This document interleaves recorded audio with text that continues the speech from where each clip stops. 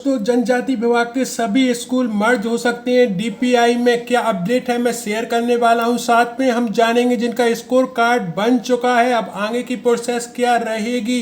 वर्ग 2 की school choice filling शुरू होने वाली है दोस्तों। होल्ड पद पर जो है सुनवाई शुरू हो गई है। 2018 से लेके अभी तक की भर्ती के 13% होल्ड पदों पर मिल सकती है नियुक्ति दोस्तों। साथ में हम जानेंगे कि किस तरह से आज सुनवाई होगी आपके टेट एग्जाम अनिवार्यता को लेकर दोस्तों। आप स्वयं जानते हैं 2005 से पहले जितने भी टीचर्स हैं उन्हें टेट क्वालिफाइड करना एक तरह से अनिवार्य। मध्य प्रदेश में सुनवाई जारी है और इस संबंध में एक बड़ी अपडेट निकल के सामने आ रही वो भी मैं शेयर करूंगा दोस्तों। साथ में जो शिक्षकों के ट्रांसफर हैं उसमें क्या बदलाव होने जा रहा है उस पर भी चर्चा करेंगे दोस्तों हम। तो दोस्तों इस वक्त की सबसे बड़ी अपडेट टीचर पात्रता परीक्षा पर सुप्रीम कोर्ट में सुनवाई। आज सरकार की रिव्यू पिटीशन समेत शिक्षक संगठन की याचिका पर हो सकता है फैसला दोस्तों।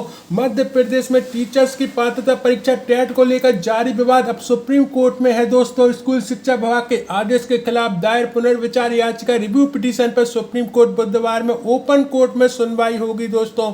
शीर्ष कोर्ट में मध्य प्रदेश सरकार की रिव्यू याचिका स्वीकार करते हुए मामले की सुनवाई आज है दोस्तों।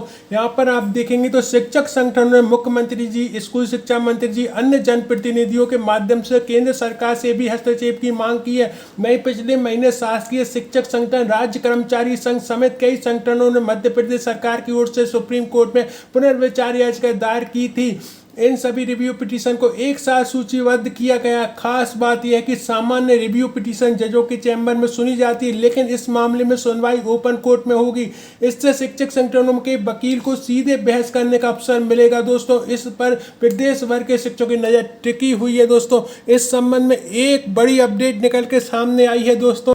बॉम्बे हाई कोर्ट से दोस्तों ये अपडेट निकल के सामने आ रही। अल्पसंख्यक स्कूलों में टेट की अनिवार्यता नहीं। बॉम्बे हाई कोर्ट की औरंगाबाद पीठ ने दोहराया है कि अल्पसंख्यक शैक्षणिक संस्थाओं में कार्यरत शिक्षकों के लिए शिक्षक पात्रता परीक्षा पास करना अनिवार्य नहीं है। कोर्ट ने शिक्षा अधिकारियों की कार्य प्रणाली कड़ी आलोचना करते हुए कहा कि पिछले न्यायिक निर्देशों के बावजूद टेट पास न होने के आधार पर शिक्षकों की नियुक्ति प्रस्ताव को बार बार खारिज किया गया, जो उचित रवैया नहीं है। कोर्ट ने सख्त चेतावनी देते हुए कहा कि भविष्य में अगर ऐसी गलतियां दोहराई गई तो अधिकारियों पर सख्त कार्रवाई होगी दोस्तों। यहाँ पर आप स्वयं देख रहे हैं कि बॉम्बे हाईकोर्ट की औरंगाबाद पीठ ने दोहराया है कि अल्पसंख्यक शैक्षणिक संस्थाओं में कार्यरत शिक्षकों के लिए शिक्षक पात्रता परीक्षा टेट पास करना अनिवार्य नहीं है दोस्तों। अब देखते हैं माननीय सुप्रीम कोर्ट में रिव्यू पिटीशन पर क्या अपडेट निकल के सामने आती है। जो भी अपडेट आएगी मैं जरूर शेयर करूंगा। भाई हम बात करें दोस्तों होल्ड पदों की, 2018 से लेके अभी तक 13% होल्ड पद किए गए हैं दोस्तों, जिसकी सुनवाई शुरू होने वाली है आज से। हाई कोर्ट में आज से होगी अंतिम स्तर की सुनवाई। ओबीसी आरक्षण से जुड़ा हुआ मामला है दोस्तों। मध्य प्रदेश हाई कोर्ट में आज बुधवार 13 मई से ओबीसी आरक्षण को लेकर अंतिम स्तर की सुनवाई होगी। पर आप देखेंगे तो कोर्ट ने 13, 14 और 15 मई की अंतिम सुनवाई करने के निर्देश दिए। उक्त मामले में सुप्रीम कोर्ट से ट्रांसफर हुई 4 लंबित याचिकाओं में अब तक की लिस्टिंग नहीं हुई थी। ओबीसी आरक्षण मामले की सुनवाई 27, 28, 29 अप्रैल को लगातार होनी थी, लेकिन दूसरे ही दिन तकनीकी कारणों के चलते ये टल गई। 27 अप्रैल को कोर्ट ने सभी पक्षों के अधिवक्ताओं के लिए बहस की समय सीमा तय कर दी है। 28 अप्रैल को ही सुनवाई के दौरान महाधिवक्ता ने हाई कोर्ट में जीएडी का 27 अप्रैल 2026 का आदेश प्रस्तुत किया है दोस्तों। तो यहाँ पर शिक्षक भर्ती से लेकर और भी भर्ती जहां पर होल्ड किए गए हैं पद, उन पर ज्वाइनिंग की प्रक्रिया शुरू हो सकती है अंतिम सुनवाई के दिशा निर्देश अनुसार, निर्णय अनुसार दोस्तों। तो ये सभी के लिए सुखद खबर है, क्योंकि आप स्वयं जानते हैं 13% पद बहुत होते हैं दोस्तों। 2018 से लेकर अभी तक जितनी भी भर्तियां हुई है उनमें ये पद होल्ड हुए हैं शिक्षक भर्ती को लेकर, और इन पर निर्णय आता है तो इन पर फिर काउंसलिंग शुरू होगी और हमारे उन भाई बहनों को ज्वाइनिंग मिलेगी जो कि वास्तव में इसके हकदार हैं दोस्तों। इस विषय में आप क्या सोचते हैं कमेंट बॉक्स में अपनी राय जरूर रखें। तो बात करते हैं अतिथि शिक्षक से जुड़ी। जैसे आपको मालूम है कि नया सत्र 2026-27 शुरू होने वाला है, उसके लिए अतिथि शिक्षकों के पंजीयन शुरू हो गए हैं। आपका स्कोर कार्ड जनरेट हो गया, उसके बाद क्या प्रोसेस रहेगी वो शेयर करूं उससे पहले कुछ महत्वपूर्ण सूचना है। पूर्व से पंजीकृत आवेदक हेतु प्रोफाइल अपडेट दस्तावेज अपलोड की प्रक्रिया प्रारंभ कर दी गई है। आवेदक अपनी लॉगिन आईडी पासवर्ड का प्रयोग कर आवश्यक कार्रवाई करें।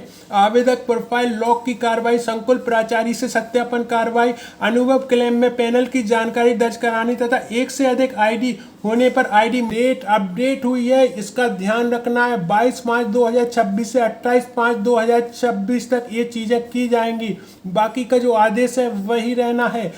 वे आवेदक जिनका पंजीयन जीएफएमएस पोर्टल 2.0 पर था, जिनके द्वारा पोर्टल 3.0 पर पंजीयन किया गया है किंतु ई-केवाईसी अभी तक नहीं की गई है, वे पंजीयन करने हेतु निम्न लिंक पर क्लिक कर सकते हैं। दोस्तों अब मान लो कि आपका स्कोर कार्ड जनरेट हो गया है, तो अब जो है 3.0 पर कुछ ही दिनों में स्कूल प्रदर्शित होंगे। पास के स्कूल को आपको चुनना होगा। दोस्तों आपके स्कोर कार्ड के आधार पर जो स्कोर है उस आधार पर आपको स्कूल अलॉट होगा। दोस्तों उसकी अपडेट भी आपको आपकी प्रोफाइल पे मिलेगी। दोस्तों उसके बाद आपको ज्वाइनिंग के लिए जाना है और आपके डॉक्यूमेंट्स सही पाए गए हैं तो निश्चित रूप से आपको अपॉइंटमेंट लेटर जारी किया जाएगा। दोस्तों गेस्ट टीचर के संबंध में और पोर्टल पर भी वो अपडेट कर दिया जाएगा, यानी स्कूल शिक्षा विभाग के पोर्टल पर आपका एज ए गेस्ट टीचर नाम वहाँ पर लिखा हो जाएगा। दोस्तों तो आपको थोड़ा सा इंतजार करना है। अगले आदेश तक आपका स्कोर कार्ड जनरेट हो गया है। निश्चित रूप से आपने पहली सफलता पा ली है। दोस्तों अपने पास के स्कूल को चुने जिससे कि आपको लाभ मिल सके। दोस्तों अतिथि शिक्षक से जुड़ी छोटी से छोटी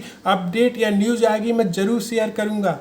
भाई बात करें वर्ग 2 की चॉइस फिलिंग की। दोस्तों यहाँ पर आप देखोगे तो शाला विकल्प चयन 12 मई 2026 से 18 मई 2026 स्टार्ट हो चुकी है। दोस्तों तो स्कूल अपने पास के ही चुने, जो वर्ग 2 में ज्वाइनिंग लिस्ट में है वो नहीं एक प्रक्रिया दोहरानी है। दोस्तों तो आप 12 मई से 18 मई के बीच में ये काम कर सकते हैं। दोस्तों इस वक्त की सबसे बड़ी खबर, स्कूल शिक्षा विभाग में बड़े बदलाव की तैयारी। ट्राइबल, एससी और श्रम विभाग के स्कूल अब शिक्षा विभाग में चलेंगे। तो दोस्तों ये मर्ज किए जा रहे हैं जिसमें जो ट्राइबल में शिक्षक हैं वो अब डीपीआई में आ जाएंगे। हम अपडेट देखें दोस्तों तो मध्य प्रदेश सरकार प्रदेश की स्कूल शिक्षा व्यवस्था में बड़ा बदलाव करने जा रही। जनजाति कार्य विभाग, अनुसूचित जाति विभाग और श्रम विभाग के सभी स्कूलों का संचालन अब स्कूल शिक्षा विभाग के अधीन किया जाएगा।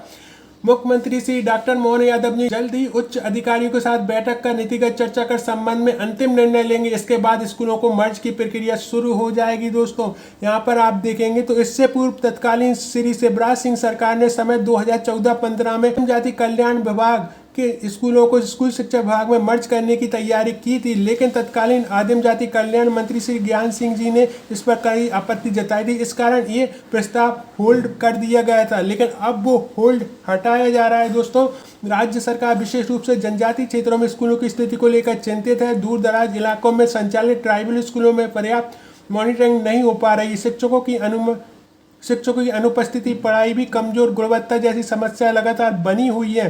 सरकार का मानना है कि जब सभी स्कूल एक ही विभाग के अंतर्गत आ जाएंगे तब निगरानी बेहतर तरीके से हो सकेगी।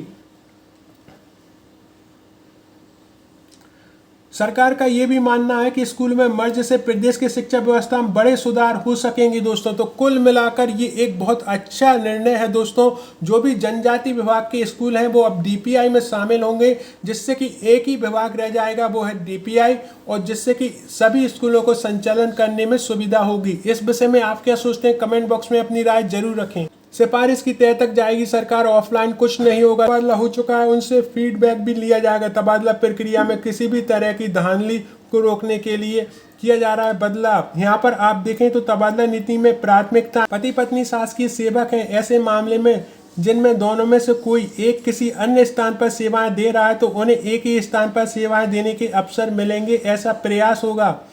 दिव्यांग शासकीय शिक्षक, ऐसे मामले में प्राथमिकता दी जाएगी। दोस्तों बीमार में शासकीय सेवक उनके परिवार में बीमार सदस्य की स्थिति देखते हुए निर्णय लिया जाएगा। दोस्तों तो इन सभी को प्राथमिकता दी जाएगी। दोस्तों यहाँ पर आप देखेंगे तो इस बार तबादला नीति बीते साल की तुलना में 10 दिन कम हो सकते हैं। बीते साल 1 मई से तबादला शुरू हुए थे, 31 मई तक होने थे, लेकिन 14 जून तक होते रहे। तबादला नीति के आधार पर किए जाने वाले तबादलों से असंतुष्ट कर्मचारियों को उनके परिवार के सदस्यों की आपत्ति को सुना जाएगा।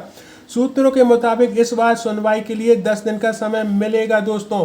तो जो बैन है वो 25 मई से हट सकता है दोस्तों, और आपके तबादले शुरू हो सकते हैं। ट्रांसफर से संबंधित कोई भी अपडेट आएगा मैं डेफिनेटली शेयर करूंगा। ये वीडियो एक सूचना मात्र था, आपने इसे देखने के लिए इतना समय निकाला उसके लिए दिल से धन्यवाद।